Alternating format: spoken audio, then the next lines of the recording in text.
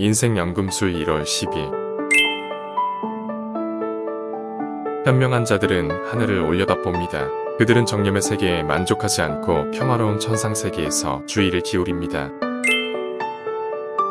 정념은 인생의 가장 낮은 레벨입니다.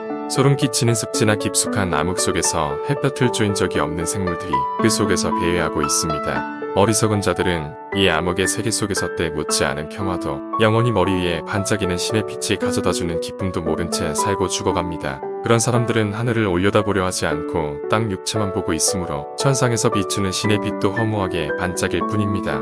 하지만 현명한 자들은 하늘을 올려다봅니다. 그들은 이 정념의 세계에 만족하지 않고 평화로운 천상 세계에 주의를 기울입니다. 천상의 빛과 영광은 최초의 아득히 먼 곳에 있었는데 그들이 상승해감에 따라 서서히 반짝임을 더해갑니다. 날개를 잃은 새가 하늘을 날아오를 수 없는 것처럼 향상심을 갖지 않은 사람은 주위의 상황에 의해 휘둘리는 상태에서 벗어날 수 없습니다. 자기 자신의 무지를 확실하게 인식하면 깨달음에 대한 욕구가 자연히 샘솟습니다. 바로 가슴 속에 성자의 기품을 향한 향상심이 생기는 것입니다.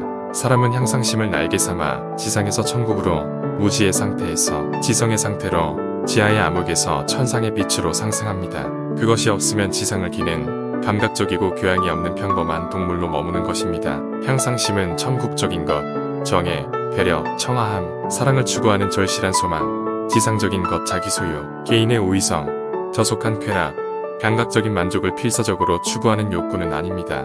날개를 잃은 새가 하늘을 날아오를 수 없는 것처럼 향상심을 갖지 않은 사람은 주위의 상황에 의해 휘둘리는 상태에서 벗어날 수 없습니다. 그리고 자신의 동물적인 경향을 길들이는 주인이 될 수도 없습니다. 그런 사람은 정념의 노예입니다. 또한 사건의 흐름에 따라서 타인의 뒷공무니만 쫓아 우왕좌왕하게 됩니다. 유혹이란 오염으로 끌어당기려는 인력인 것입니다.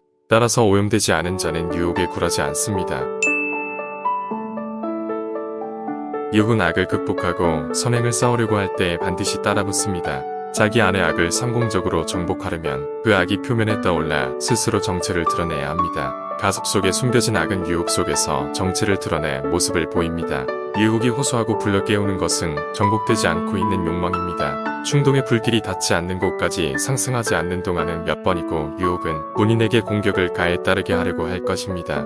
유혹이란 오염으로 끌어당기려는 인력인 것입니다. 따라서 오염되지 않은 자는 유혹에 굴하지 않습니다. 열흘째 날의 영상을 마칩니다. 내일 또 다시 찾아뵙겠습니다.